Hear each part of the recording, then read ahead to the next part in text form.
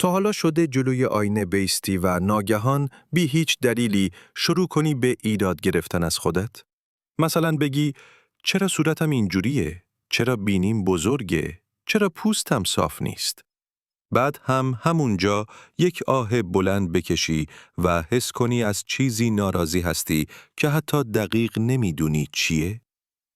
جالب بدونی این حس فقط مخصوص تو نیست. خیلی ها، حتی آدم هایی که از بیرون کاملا معمولی و حتی جذاب به نظر می رسند، یک جنگ پنهانی با تصویر ذهنی خودشون دارند. اما این جنگ از کجا شروع میشه؟ ذهن ما یک ویژگی عجیب داره. هر چیزی رو که ازش خوشش نیاد بزرگ میکنه. مثلا یک جوش کوچک توی ذهن تبدیل میشه به یک ایراد بزرگ. یک نقص خیلی معمولی تبدیل میشه به یک مشکل جدی، در حالی که در واقعیت هیچ کس این چیزها رو نمیبینه. این تصویر واقعیت نیست. فقط داستانیه که ذهن میسازه. اما چرا ذهن این داستان رو میسازه؟ خیلی وقتها دلیلش مقایسه است. ما خودمون رو با چهره‌های شبکه‌های اجتماعی مقایسه می‌کنیم. با آدم‌هایی که ساعت‌ها روی عکس‌هاشون ادیت انجام میدن. با فیلترهایی که هیچ ربطی به دنیای واقعی ندارن.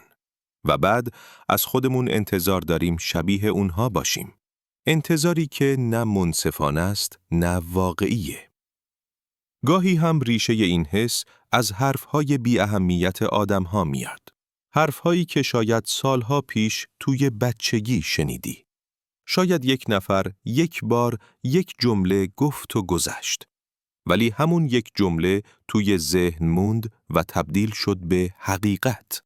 در حالی که اصلاً حقیقت نبود. کم کم این چیزها جمع میشن. میچسبن بهم و یک تصویر اشتباه از خودت میسازن. یک تصویر که فقط تو میبینیش. هیچ کس دیگه اونجوری نگات نمیکنه. اما خبر خوب چیه؟ این تصویر ثابت نیست. میتونی تغییرش بدی. میتونی نگاهت رو نسبت به خودت عوض کنی. فقط باید یاد بگیری با ذهنی که همیشه دنبال ایراده چطور رفتار کنی. کاری که میتونی انجام بدی خیلی ساده است. هر بار که جلوی آینه می ایستی، به جای پیدا کردن ایراد، فقط یک چیز مثبت پیدا کن. فقط یک چیز. شاید فرم لب‌هات، شاید رنگ چشم‌هات، شاید یک خال کوچیک، شاید لبخندت.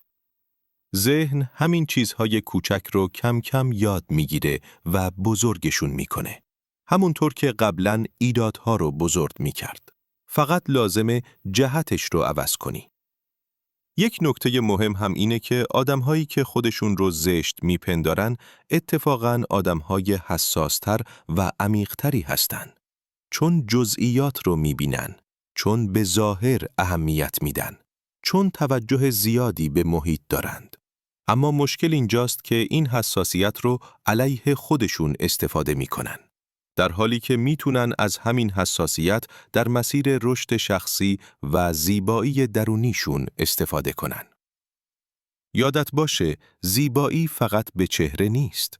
به نوع نگاهت به دنیا، به رفتار مهربونت، به انرژی که به دیگران میدی، به لبخندی که بی دلیل میزنی. اینها چیزهایی هستند که آدمها واقعاً عاشقش میشن. چیزهایی که هیچ فیلتری نمیتونه جایگزینش بشه.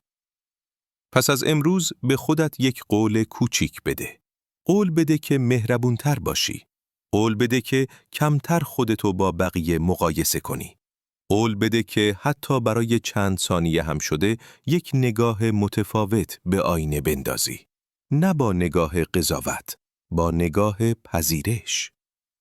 شاید باورش سخت باشه، اما همین قدم‌های کوچیک، همین نگاه‌های کوتاه اما مهربون میتونن کم کم تصویرت رو از خودت تغییر بدن. تا جایی که یک روز جلوی همون آینه بایستی و بگی من همین طوری که هستم خوبم. و همون لحظه است که داستان ذهنیت تغییر میکنه. و تو همون آدمی میشی که همیشه آرزوش رو داشتی. آدمی که خودش رو میپذیره، دوست داره و با خودش مهربونه. اگه این حرفها حتی یه لحظه باعث شد یه نگاه مهربونتر به خودت بندازی، خوشحال میشم همین مسیر رو با هم ادامه بدیم. اگه دوست داشتی، کانال رو سابسکرایب کن و ویدیو رو لایک کن تا آدم‌های بیشتری هم یاد بگیرن خودشونو قضاوت نکنن. مرسی که تا آخر کنارم بودی. خیلی زود برمیگردم با یه ویدیوی دیگه.